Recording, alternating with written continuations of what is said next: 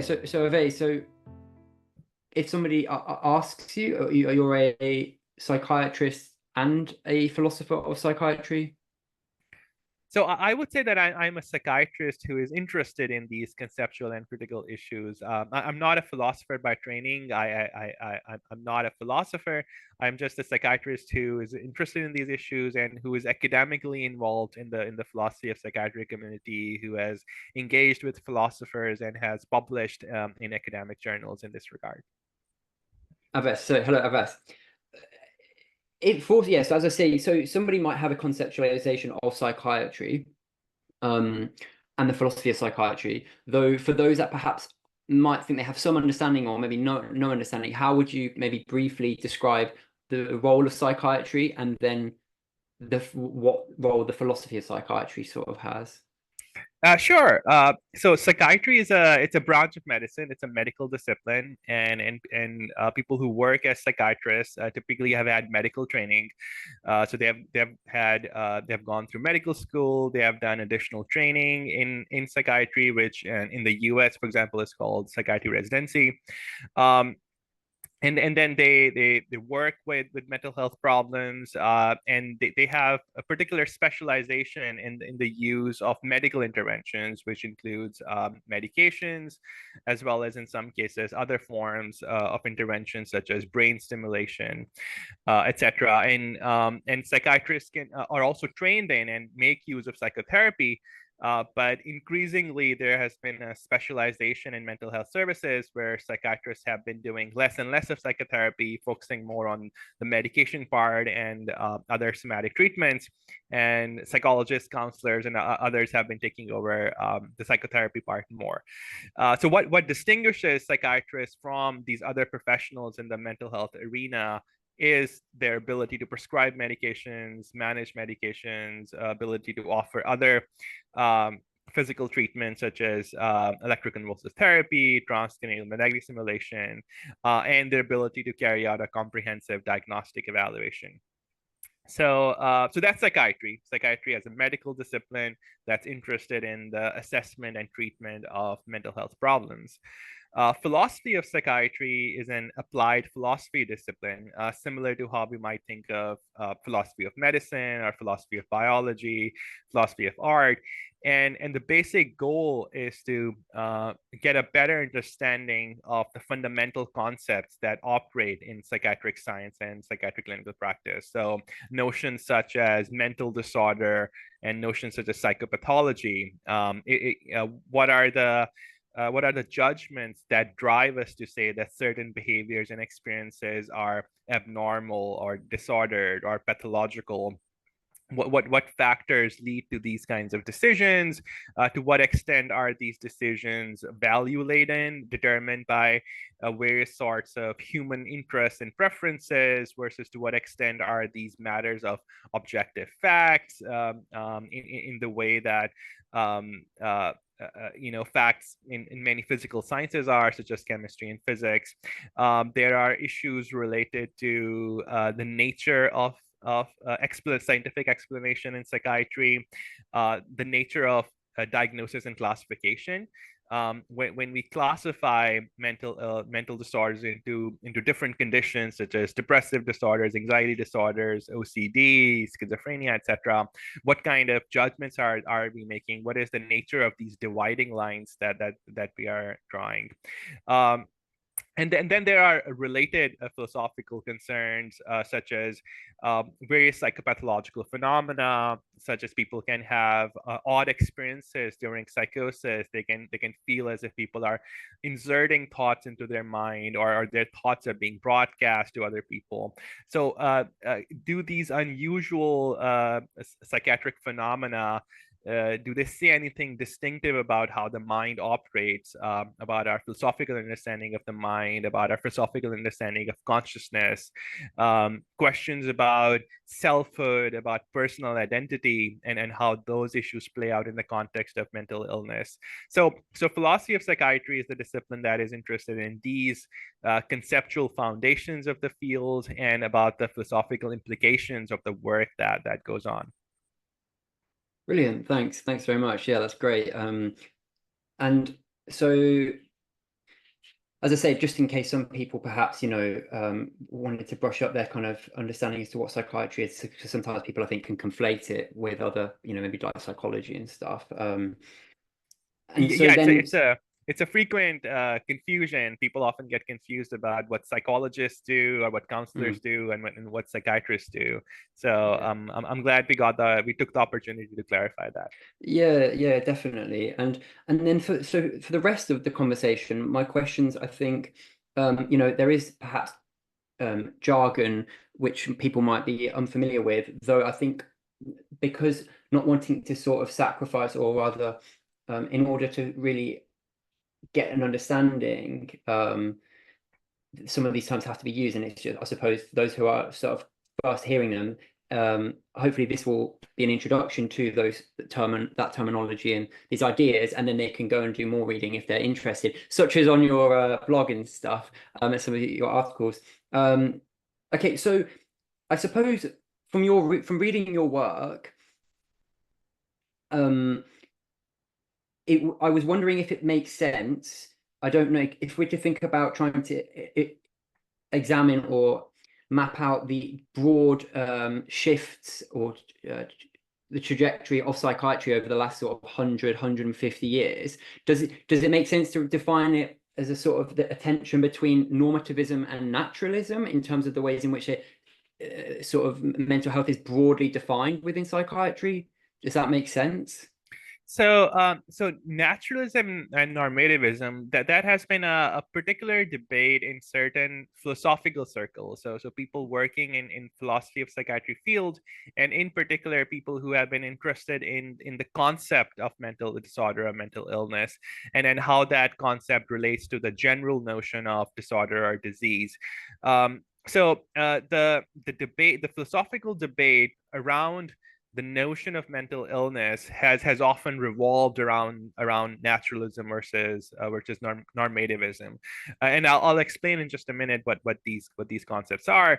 Mainstream psychiatry, in terms of like how psychiatrists think about these issues, in terms of how the psychiatric profession goes on, has been less influenced. It's definitely not the case that if we look at the history of psychiatry or the trajectory of the psychiatric profession over the last 100 years, um, that debate by itself doesn't play a huge role, although it's relevant to that. Here's let's do this.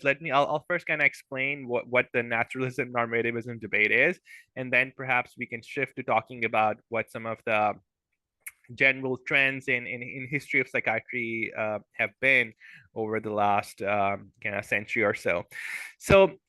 Naturalism normativism debate is fundamentally about to what extent is the concept of mental illness factual, objective, and to what extent it is driven by human interests and human considerations.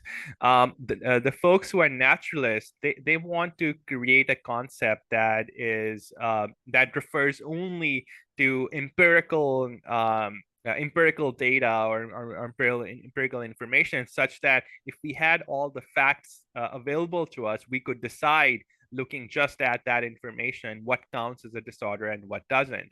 So, for example, Christopher Boers, he's a prominent philosopher who has worked in this area, and he has presented a biostatistical theory of functioning and illness, according to which whether something is an illness or a disorder it depends on the biological performance of the species, and to what extent the functioning of an individual deviates from what is typical for that particular biological species. And if it deviates too much, statistically speaking, on certain parameters, such as related to reproduction, life expectancy, etc., then that functioning or that organism can be said to be disordered. There's another prominent philosopher in this area, Jerome Wakefield, who has defined disorder partly in terms of failure of mechanisms that have evolved during as a process of evolution. So mechanisms that have been naturally selected to perform a given function, and if those mechanisms fail, if there's that failure of evolutionary history, then we can call that dysfunction is said to exist.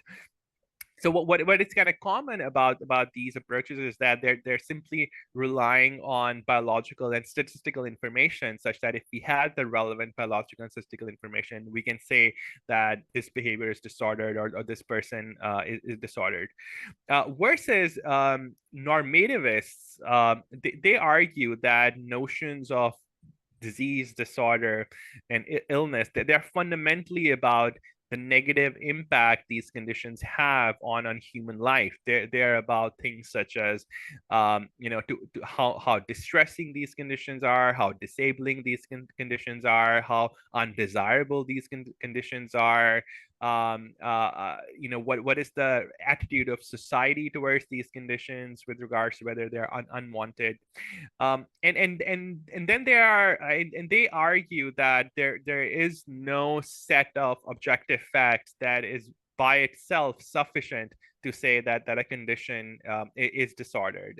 We have to look at the human interest in terms of, like, how it affects humans. And the analogy there that's often used is when we look at the category of weed. So there are certain plants that humans don't like in their gardens, and we call them weeds. But it's a very human interest laden category. That there is no evolutionary category of being a weed. It's just, we have created something, that fits our human interests. So they say that categories of illness and disorder are similar categories. These are undesirable conditions that we have some ability to medically modify or medically intervene on.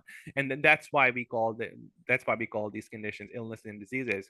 And then there are some folks who take a kind of hybrid view, where they say that a certain element of what constitutes a disorder has to be based on a natural definition of dysfunction, and in addition, we want a negative impact on human life too. So that debate has been going on for several decades now, and like many philosophical debates, there's often no clear resolution, but the general sentiment of the philosophical community over in recent years has been towards problematizing and collapsing this particular debate. And generally, it has been recognized that medical concepts, even outside of psychiatry, have a mix of reliance on objective facts and values, and even scientific theories themselves are value laden. So this idea of a value-free notion of dysfunction or disease itself has come under questioning in medicine and science. And so people have been experimenting with various ways in which objective elements and value-laden elements can combine to create the concept of mental disorder. So we have seen some more sophistication of this debate in recent years. When it comes to the history of psychiatry itself, psychiatry has generally taken a hybrid view of mental illness. One of the challenges has been that the definition of mental disorder has never been made very clear, at least not clear to a point where it satisfies philosophers of psychiatry or people interested in conceptual rigor. Up until 1980, there wasn't even an official definition of mental disorder. The need for a definition arose in the context of the homosexuality debate and controversy in the 1960s and 1970s. So in late 1960s and early 1970s, there was a big push by lesbian and gay activists towards removing homosexuality from the DSM. And the DSM edition in question at that time was DSM-2. So homosexuality was still listed as a mental illness at that time. It was seen as a pathological variant of human sexuality, and the activists were campaigning to get that removed. They were arguing that it's a normal variant of homosexuality, and there was a lot of conflict and disagreement even within the psychiatric community on what to do about this and how to understand this issue. But ultimately, in 1973, American Psychiatric Association decided that they were going to exclude homosexuality from the manual, and so they removed it. And the primary justification that was used at that time was that homosexuality is not considered a disorder at that time, because in many cases it does not cause significant distress to the individual, and it does not cause impairment in their functioning. Someone with gay orientation is able to live a pretty normal, healthy life, as long as they are not discriminated against by society. So the functioning criterion, the criterion that something has to cause harm, that something has to cause distress and impairment, kind of came into play in a major way and resulted in this kind of historic decision of removing homosexuality from the diagnostic manual. So that established that whatever else is going on in mental illness, at the very least we are focused on the distress and impairment part, and we are interested in conditions that cause these things. Then in 1980, when DSM-3 came out, it further elaborated that notion and added the criteria that in addition to distress and impairment, there needs to be some form of biological or psychological dysfunction present. The kind of like the difficulty was that the DSM never defined what it meant by dysfunction, so it left it kind of vague, and that generated a lot of interesting kind of philosophical debate too, with some philosophers saying that DSM intends this to be a naturalistic criterion. It intends to be something factual, something kind of biologically broken in the brain, a disease process, versus others understood it as a sort of folk psychological judgment that we are simply attributing that a problem has arisen of some sort, that people are having difficulty by our commonsensical standards. So if, for example, if someone suddenly becomes delusional and they have kind of lost grip on their reality, they can't quite they're not thinking in the same way as they used to, and their loved ones, their friends, they can recognize that something has gone wrong. That's a very commonsensical kind of judgment. So people, other people took the view that the DSM views of dysfunction is commonsensical in this kind of way. But it set up the scene due to its vagueness. It set up the scene for a rigorous philosophical debate, and philosophers and other people kind of jumped in. uh, so that has kind of like been the case with the formal definition of mental disorder as it exists in psychiatry. Um, what has unfortunately happened is that in recent decades the biologically oriented psychiatrist got a lot of influence within the profession and in terms of communicating with the public, and this narrative developed that psychiatric problems are biological problems of the brain. There are problems of brain chemistry or brain biology, sort of like being broken or being imbalanced in some kind of way. So even though the diagnostic manual did not restrict the notion of mental illness to some kind of a biological disease process or biological abnormality, it allowed for the possibility that psychological processes and psychological abnormalities are also involved.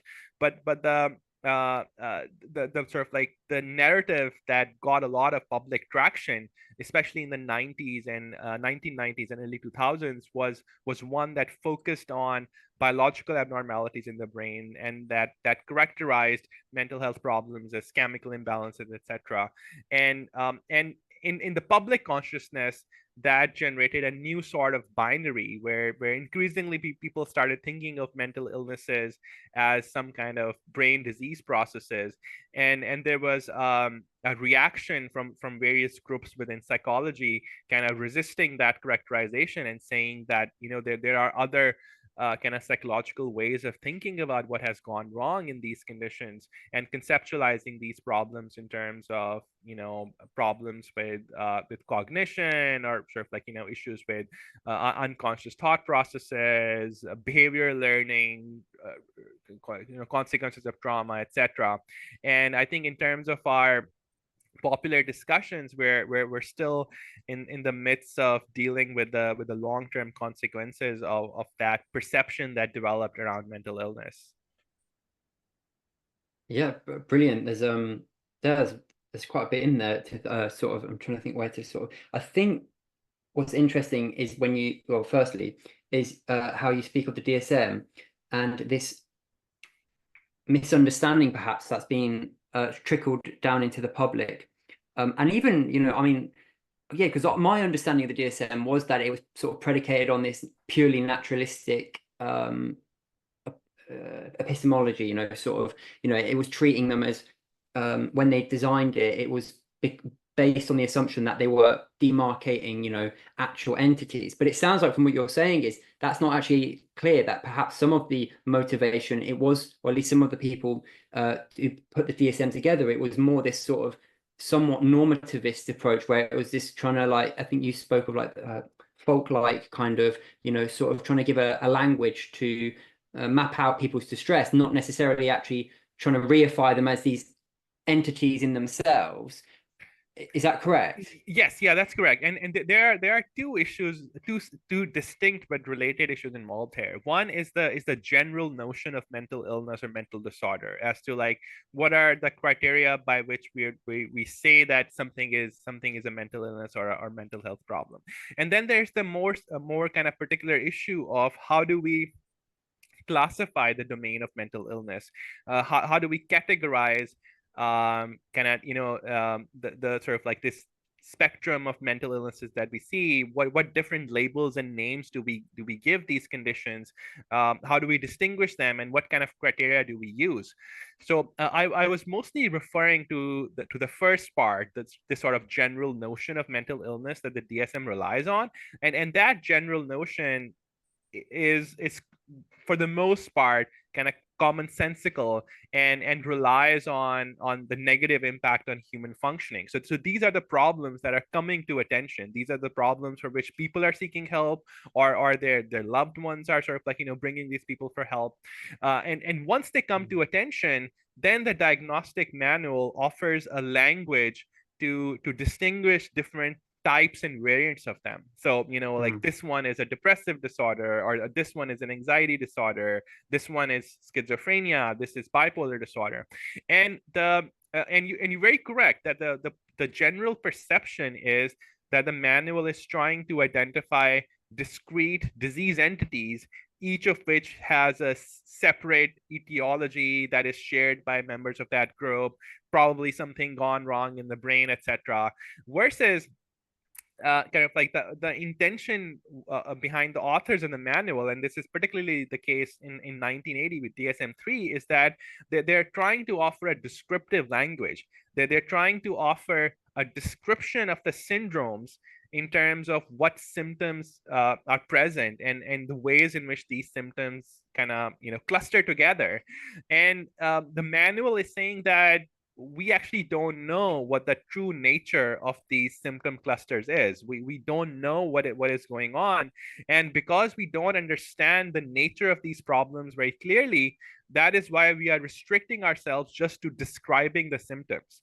So that's why people often sometimes kind of deride the manuals as being symptom checklists, because the emphasis of the criteria is on symptoms alone. And there's a history there as well, because in the US in the 1950s, 1960s, and 70s, psychoanalysis was the dominant theoretical viewpoint among American psychiatrists, and most department chairs of psychiatry at that time were psychoanalysts. And psychoanalysts were much more interested in unconscious mental processes and psychological conflicts, and they theorized about all the different ways in which these unconscious conflicts generate symptoms.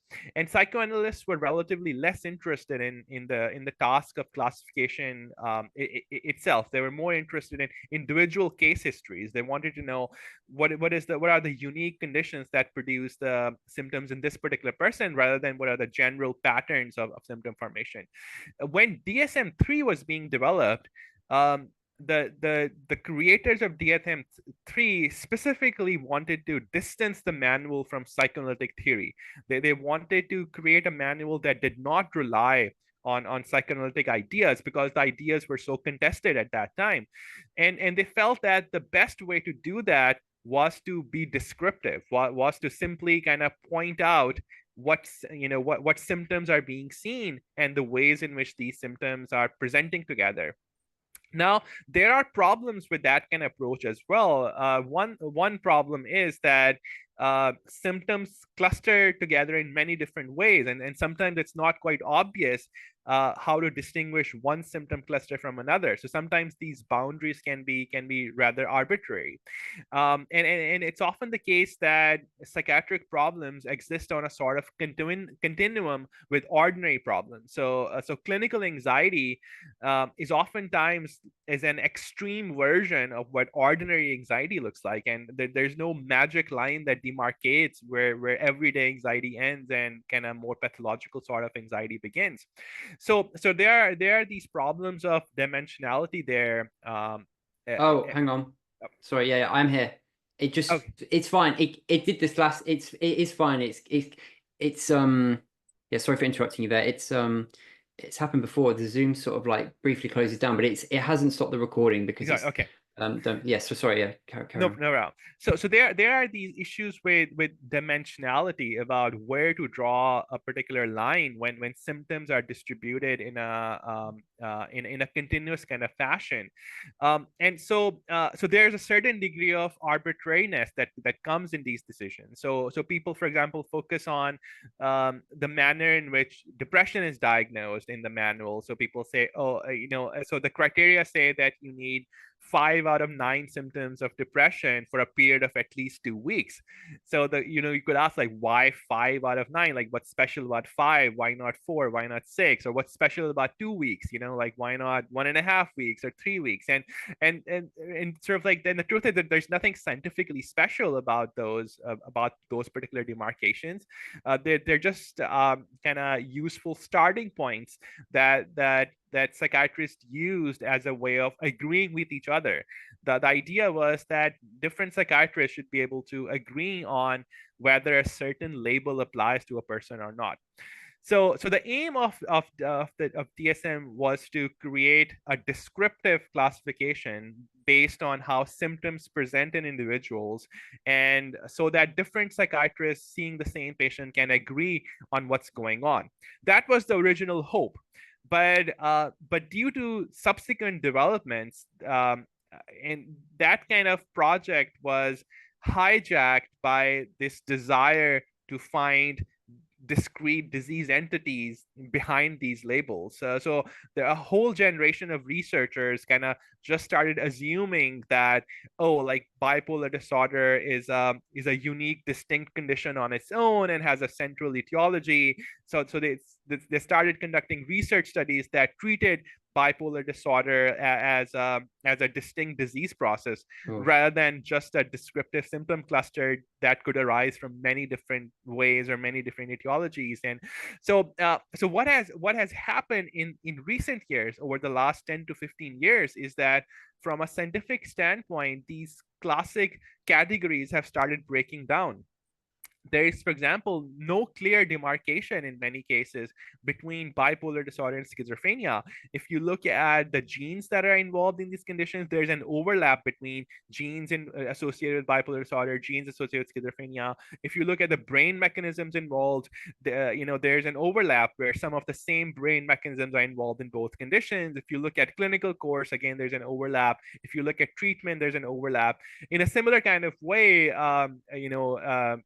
if you look at depression and anxiety, we find overlaps. So in terms of mechanisms, we are recognizing that nature doesn't respect our human labels and our human sort of like ways of categorization, and the underlying processes are much more complicated, and these processes are both biological, psychological, as well as they involve social factors, political factors, cultural factors. So psychiatrists of today, as well as psychologists and other researchers, are trying to figure out how to make sense of the mechanisms of mental illness in a manner that goes beyond the traditional DSM categories. Yeah. So we'll pick it up. There's a point I want to talk about, but we can come. I think we'll do that after the following point, and then, but that point will be around the ethics and the sort of the epistemic sort of, you talk about epistemic justice and stuff and those sort of implications with certain diagnoses, perhaps in DSM. Though, yeah, so you sort of there spoken about the limitations of the DSM, and of reifying them as these sort of natural entities. And so so I suppose I'll ask you, there's a few kind of current approaches, aren't there? I mean, so is the zeitgeist at the moment one which is more around trying to explore the nuances? So I know there's like HiTop. I mean, is that a good example to think about, like to demonstrate what you're talking there about, trying to find the sort of more latent or sort of the properties that, or the dynamics that might give rise to certain things? Yeah, I think HiTop is a good illustration of how some of the scientific thinking around psychiatric classification is changing. I mentioned that the intention behind DSM was to describe the symptom clusters that are recognized by clinicians that are in the clinic. So, like clinicians working with patients, we're recognizing, oh, this person seems very depressed, this person seems very anxious, this person seems, sort of like psychotic in a way that resembles schizophrenia, etc. So these were clusters recognized by clinicians who were working in a long clinical tradition. HiTop kind of originated as an effort by psychologists who were interested in statistical methods, and they were interested in applying sophisticated techniques of statistics to an analysis of how symptoms co-occur and co-vary. So that's sort of like, how do, for example, sleep issues coexist with mood issues and anxiety issues and kind of other kind of symptoms. So they took these large data sets in which people experienced a variety of mental health problems, and they had a variety of symptoms, and they applied different statistical techniques to identify what is going on in these symptoms, what symptom is associated with what, and if one symptom changes, what other symptom changes with it. So that kind of association, and the end result was a picture that was very different from the DSM conceptualization of it. And it had two prominent characteristics. One, it was dimensional. So DSM is categorical, where we are dealing with yes no categories. Either someone is depressed or they're not. There isn't a middle ground in DSM properly by itself. Versus HiTop is dimensional, where for every characteristic, every symptom measured, a person can have a score that sort of like, and there's no fixed category there. So like one person can be just a little bit anxious, another person can be like a lot more anxious, one person can have like some degree of impulsivity, another person can have a lot of impulsivity. And so there's this sort of like, these symptoms exist on a continuum with what's happening in the ordinary population. So everyone has a certain score on that spectrum, and there's no clear demarcation between here's where normality is ending and here's where disorder is beginning. So one part is the dimensionality. The second part is the hierarchy. Is that the problems that exist in the context of mental illness seem to organize across a variety of dimensions, kind of like at the bottom are individual symptoms. So individual symptoms like loss of interest or difficulty sleeping or kind of palpitations, kind of anger, irritability, etc. So you have individual symptoms or individual personality traits, and then these aggregate to form different kinds of clusters. And there are several layers of these clusters, and the in one way, the backbone of these hierarchies there are several dimensions called spectra, such as internalizing dimension, externalizing dimension, thought disorder. And so instead of the DSM, where we are looking at categories, and DSM being flat, where everything exists as sort of like, at the same level. In HiTop, everything is dimensional, and we have a hierarchy such that if we wanted to focus just on the symptoms, we can focus just on the symptoms, versus if we wanted to focus on the complicated ways in which these symptoms seem to cluster together in a statistical kind of way, we can talk about that. And that seemed to explain why is it that so many mental illnesses occur together. Like, for example, in the DSM sense, that problem is called the problem of comorbidity. That many people who meet criteria for one disorder, let's say depression, they also meet criteria for other disorders like anxiety or PTSD. And in HiTop, these conditions don't really separate from each other in the same kind of way.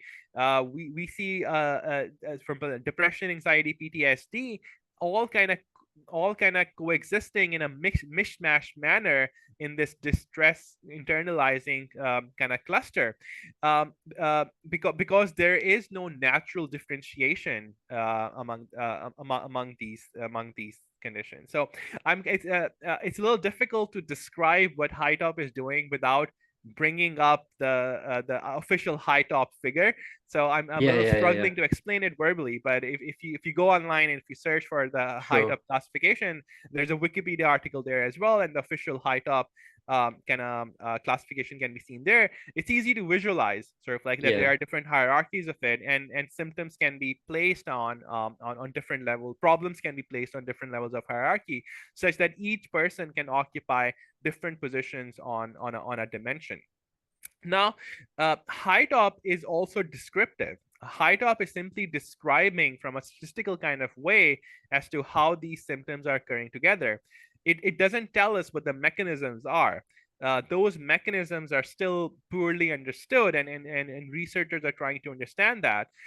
So, for example, National Institute of Mental Health in the US, they developed a research framework called research domain criteria that uses the organization of brain circuits as a sort of starting point to try to understand the mechanism. So there are kind of brain mechanisms that are involved in reward processing, and there are brain mechanisms involved in threat processing, and brain mechanisms involved in cognition. And it tries to see kind of how these mechanisms are implicated or involved in conditions we call and consider mental illnesses. So it starts from the brain. It starts from what we know about brain mechanisms and tries to build up and tries to connect them to mental disorders, versus some other groups. For example, the psychoanalysts and psychodynamically oriented people, they have created a diagnostic manual called PDM, Psychodynamic Diagnostic Manual, which uses the DSM as a starting point, but adds further details about personality functioning in it from a psychodynamic perspective, and adds what we know about unconscious and other psychodynamic psychological conflicts related to those mental disorders. So it uses the DSM as a kind of backbone to add on to the psychodynamic and psychological processes. And there are other approaches as well that try to clarify what is going on. There's another popular scientific approach called network theories and complex dynamic systems, and these theories see symptom clusters as in terms they conceptualize them as networks such that symptoms are reinforcing each other's in feedback loops. So there's all kind of exciting kind of scientific work going on, and there are many people of different theoretical orientations are trying to challenge the sort of like the conventional ways of dividing and understanding these problems. Yeah. And so may I ask from your point of view, with the current landscape and as things go forward, are there any particular parts you find frustrating, or aspects you think people at the field need to pay particular attention to or be considering or considerate of, and not fall prey to certain mistakes? Yeah, I think what I have found quite frustrating is there's somewhat of a disconnect between how public understands these categories, and the conversations that exist around psychiatric disorders and notions of mental illness in oftentimes in philosophy and other academic disciplines such as sociology, anthropology, etc. um, and the manner in which uh, kind of psychiatric researchers and psychiatric scientists understand them in the best possible manner. So like I said, in the 90s and early 2000s, there was this kind of dominant way of thinking about these categories in terms of brain dysfunctions and chemical imbalances, etc. That and categories were conceptualized that in that way, and that led to a pushback from many forces in society and in other areas of psychiatry and psychology and philosophy, where people started challenging that that's not true, that that mental health problems cannot be reduced to biological problems in the same kind of way. But one issue that happened there was that people started thinking that that is what psychiatric classification is all about, that psychiatric classification is all about identifying dysfunctional brain processes and conceptualizing these problems in a medically kind of directive way. And so it set up this situation where people started rejecting psychiatric classification entirely and rejecting the language, the medical language entirely. They started saying that we shouldn't even call these conditions disorders or illnesses, because even calling them an illness or a disorder means that you are hypothesizing that something has gone wrong with the brain and a medical solution is needed, versus these are problems in living, or these are trauma responses or psychological conflicts, etc. So it created this general kind of push-pull towards medical language and psychiatric ways of thinking, that I think was driven in many ways by the dissatisfaction that people have had with mental health services for a variety of reasons, and this dissatisfaction got expressed in this intense opposition to psychiatric diagnosis and psychiatric classification. And so there's a whole, I guess you can call it industry, a whole industry of philosophical resistance to psychiatry based on this line of thinking, that treats medicine as a threat, that treats the medical profession as, oh, they're trying to pathologize human behavior, they're trying to kind of medicalize human behavior for the purposes of pharmaceutical industry, for so that they can make profits, etc. And so versus the truth is that the matter is much more complicated, and scientists and physicians, just like in any other scientific and medical field, they're kind of progressively trying out different ideas, and they're making their way from from a position that is mistaken in many different ways, and trying to identify the errors and then trying to improve upon that.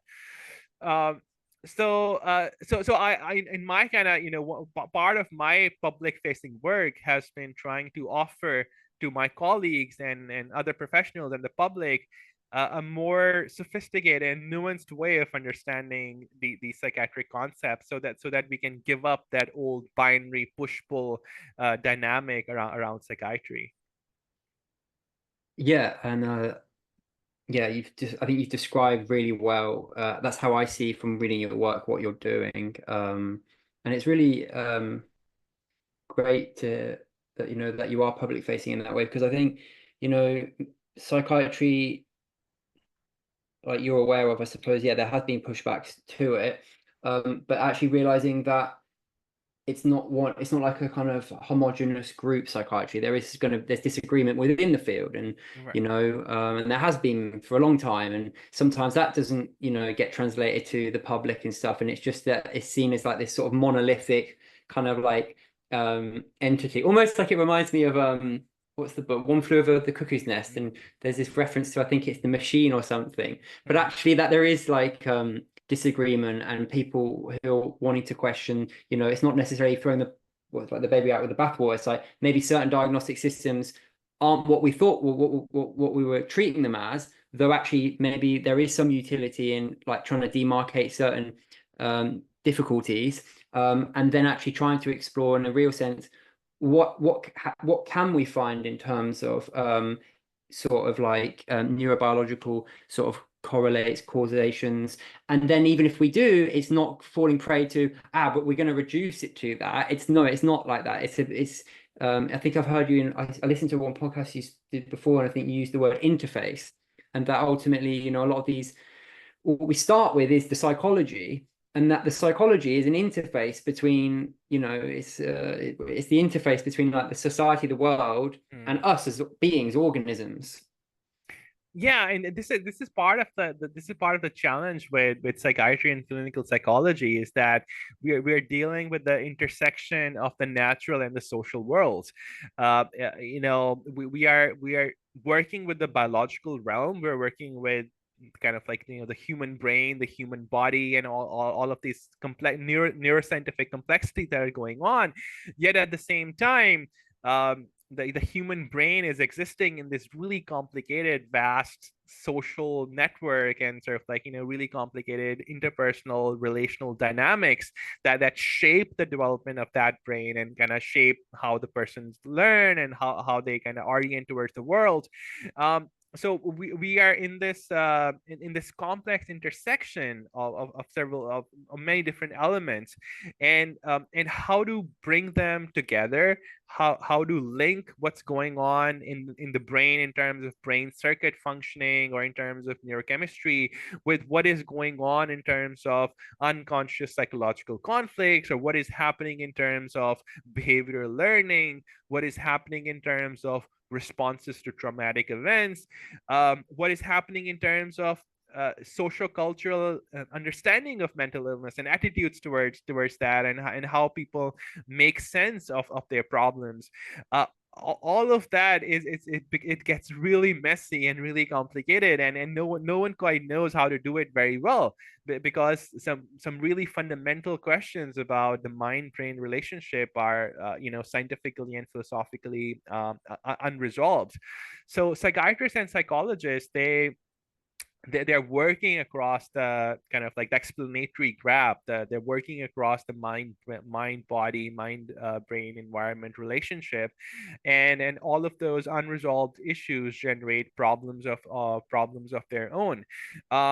There's a common term used in medicine and psychiatry called the biopsychosocial model. It kind of it was developed by the physician George Engel, in the 1970s, and he presented this idea that medicine, including psychiatry, should focus on these different domains of human experience, that it has to take into account not just what's happening in the body, but also what the person is experiences, how they're making sense of their problems, and the network of relationships in which they exist, because all of those things are related to their health and well-being and illness.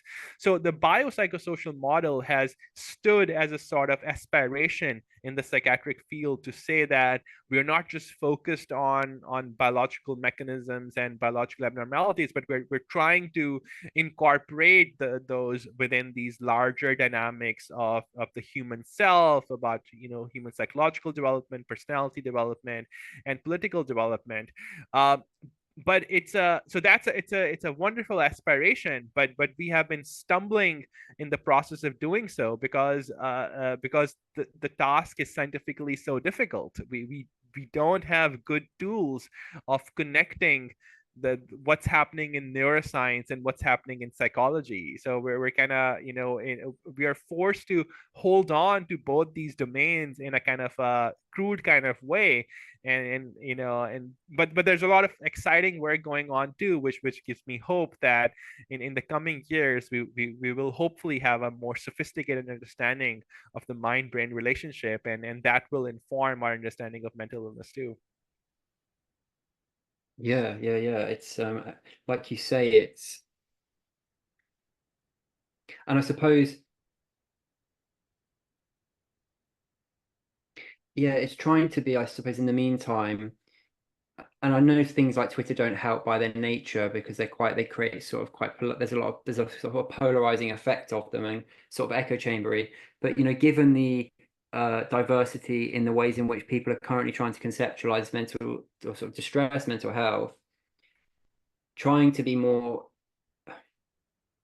patient and perhaps understanding, and the fact that we can't necessarily have a grand unified sort of theory, at least maybe Yeah. never, realistically, maybe never. Yeah. And it's just we're trying to sort of get closer to it, to something which is considerate of the criticisms that have been leveled, perhaps, Mhm. um, for example, like the things you spoke about before around these ideas of like epistemic justice, given that, diagnoses for people have a real impact on the trajectory of their lives, of their self-conceptualization, and, trying to find ways to perhaps, it's like, fine, if we're going to keep a diagnostic system because it has utility and can help, perhaps predict sort of outcomes and what treatments might be most useful. So can we at the same time think about ways of, it might be in the future,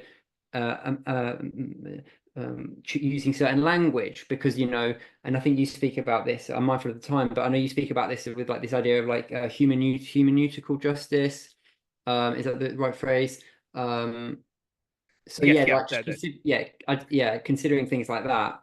yeah, hermeneutical justice and epistemic justice, and these are ideas that have gotten popular in philosophy of psychiatry circles over with the last I would say 15 years. And this is because psychiatry problems in psychiatry in general, much more than rest of medicine, relies on the subjective report of the patient, where we have to, in many ways, rely on the patient to describe what they're experiencing and what they are going through. And there has been this tendency in many parts of medical practice and psychiatric practice, that even though we are relying on what the patient is telling us, there's a tendency to dismiss the patient as a sort of unreliable narrator who doesn't have good insight into their own lives or into their own problems. And so clinicians kind of, they obtain a selective set of information, sort of like, they rely on the patient to obtain certain information, but then they tend to dismiss what the patient is saying about certain other areas in their life. So this has led to a lot of dissatisfaction and frustration among patients with mental illness. And I think a classic example of that is that if a person with mental illness starts experiencing some serious medical issue, some serious physical health issue, and the physician dismisses that, oh, like, this is just your stress, or this is just your anxiety, that, like, oh, you're having chest pain, you're just anxious, rather than Mm. taking it seriously and trying to kind of investigate. So this can lead to kind of like, neglect of serious physical health problems.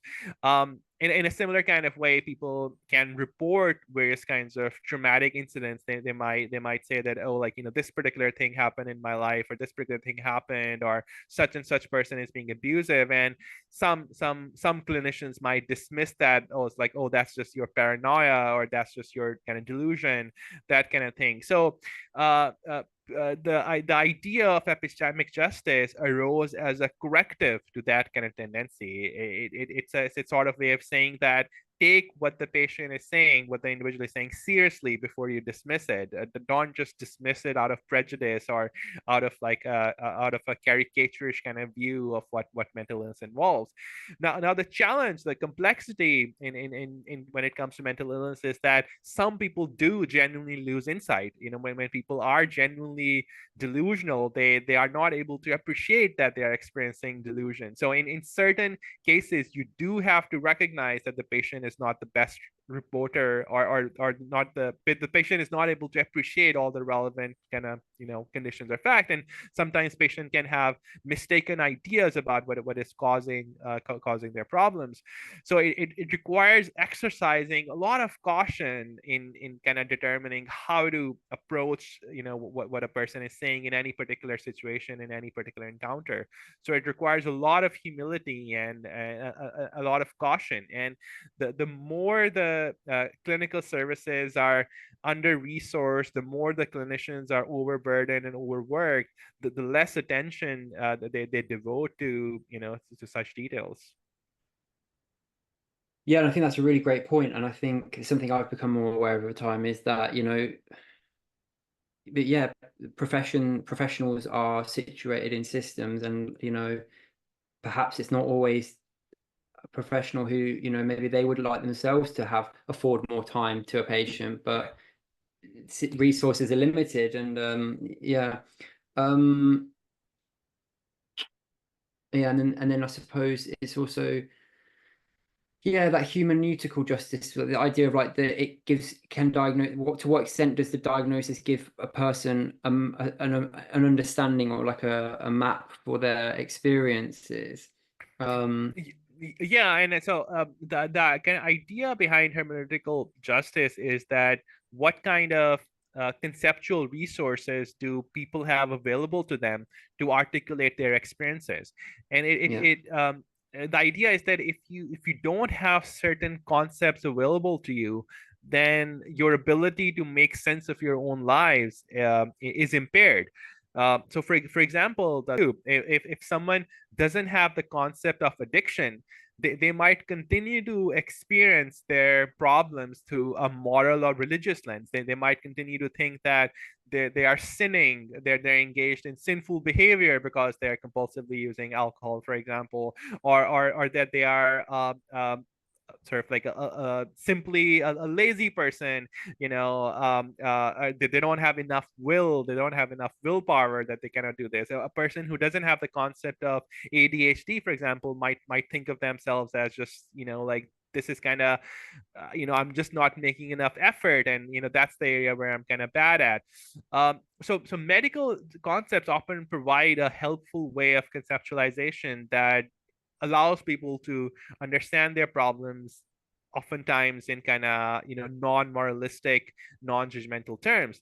The danger there is that sometimes these medical concepts can become so dominant that they begin to crowd out other ways of understanding. And this kind of happened, for example, in the case of autism, where the idea of autism as a disorder, the idea of autism as a kind of as a pathology, crowded out the idea of autism as being simply a cognitive variation, as a way, as a different rather than disordered cognitive style. So the neurodiversity movement had to recover that language and had to kind of present it in a manner. So if for example, if a person is only exposed to the idea that autism is a disorder, and they are not exposed to the idea that we can also conceptualize autism as a function of human neurodiversity, in a sense, they have been subjected to hermeneutical injustice. An injustice of a conceptual sort has been done to them, Sure. because the resources to understand their problem in terms of neurodiversity have not been provided or have not been made accessible. So that's kind of like the idea behind hermeneutical justice, and you can see how it becomes enmeshed in the case of sort of like psychiatric discussions and complications in psychiatry, because psychiatric categories can be a source of both hermeneutical justice and injustice at the same time, depending on the context and the situation. Yeah. Um, I'm mindful of the time. Yeah. Should we I wrap think we can up? stop. Yeah, we can wrap up. Yeah.